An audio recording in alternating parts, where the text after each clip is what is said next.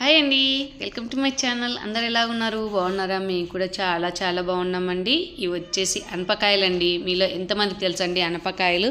ఇవి వచ్చేసి మా పిన్ని తెచ్చిందండి ఊరి దగ్గర నుంచి. నాటు అనపకాయలండి, చాలా బాగుంటాయి. టేస్ట్ కూడా కర్రీ చేసినా మనం ఉడకబెట్టుకొని తిన్నా చాలా అంటే చాలా బాగుంటాయండి. ఇవి వచ్చేసి ఇవి మనకు దొరికేటి మాత్రం మార్కెట్లో హైబ్రిడ్ దొరుకుతాయి కదండి, అవి పెద్దగా ఉంటాయి. ఇవి వచ్చేసి నాటి కాబట్టి చిన్నగా ఉన్నాయండి. నేనైతే చాలా ఉన్నాయనేసి ఈరోజు అయితే కర్రీ ప్రిపేర్ చేస్తున్నానండి. ఆరోగ్యానికి కూడా చాలా మంచిది, హెల్దీ అండి. చాలా అంటే చాలా బాగుంటుంది. మీరు కూడా తప్పకుండా ట్రై చేసుకొని చూడండి. ఇప్పుడు సీజన్ కదండి, బాగా దొరుకుతాయి. చాలా బాగున్నాయండి. మా పిన్ని పొలంలో కాసినీటి తీసుకొని వచ్చింది, అది నేను తెచ్చుకొని అయితే ఈరోజు కర్రీ ప్రిపేర్ చేస్తున్నాను. ఫస్ట్ అయితే కొంచెం పండుగ అయిన వాటిని అన్నిటినీ ఒలిచి ఇలా గింజల్లాగైతే ముందే రెడీ ప్రిపేర్ చేసుకున్నానండి. నేనైతే చూడండి ఎంత ఫ్రెష్గా ఎంత బాగున్నాయో కదా అస్సలు గింజలు. ఇవి ఓన్లీ సాల్ట్ వేసుకొని ఉడకబెట్టుకొని తిన్న కూడా చాలా బాగుంటాయండి గుగ్గుల్లాగైతే. నేనైతే కర్రీ ప్రిపేర్ చేస్తున్నానండి. ఇవి వచ్చేసి నైటే మార్నింగ్ అనేసి నైటే ప్రిపేర్ చేసి పెట్టుకుంటున్నాను ఒలిచి.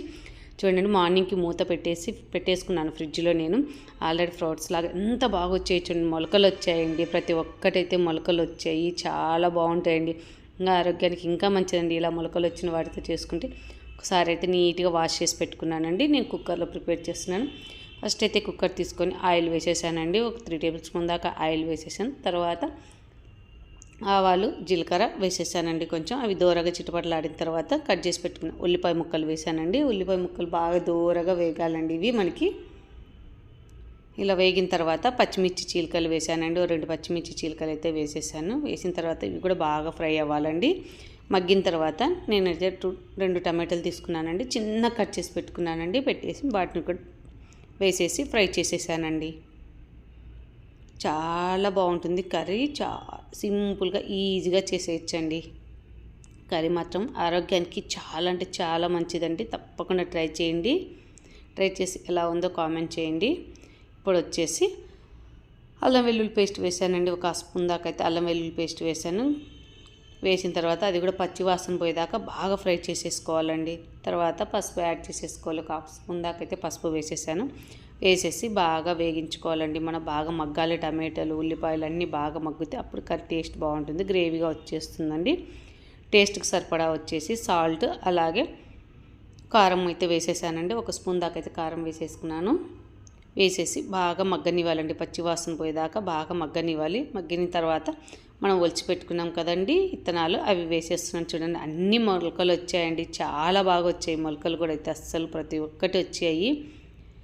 వేసిన తర్వాత బాగా కలపాలండి. ఒక 2 మినిట్స్ అయితే కలిపి బాగా మూత పెట్టి మగ్గనివ్వాలండి. మనం ఇవి విత్తనాలు అనేది ఆ మసాలా అంతా పట్టుకోవాలండి బాగా. దానికి సీడ్స్ బాగా ఇలా పట్టుకుందంటే కానీ మనకి టేస్ట్ బాగుంటుంది. కొంచెం నూనెలో వేగితే కూడా ఫ్లేవర్ బాగుంటుంది, టేస్ట్ బాగుంటుందండి.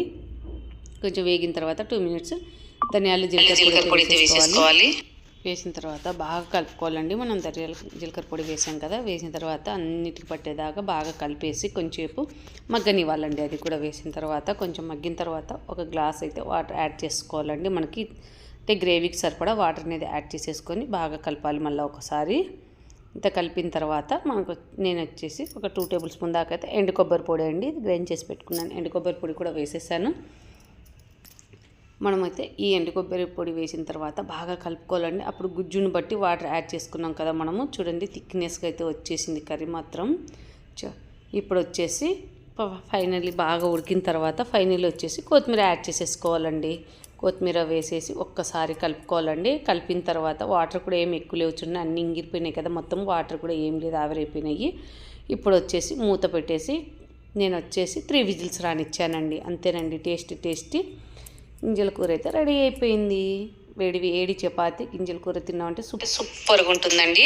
జొన్న రొట్టె చపాతి దేని కాంబినేషన్ అయినా అదిరిపోతుంది. టేస్ట్ మాత్రం చాలా బాగుంటుంది. తప్పకుండా ట్రై చేయండి. అనప గింజల కూర విత్ చపాతి. వీడియో నచ్చితే లైక్ చేయండి.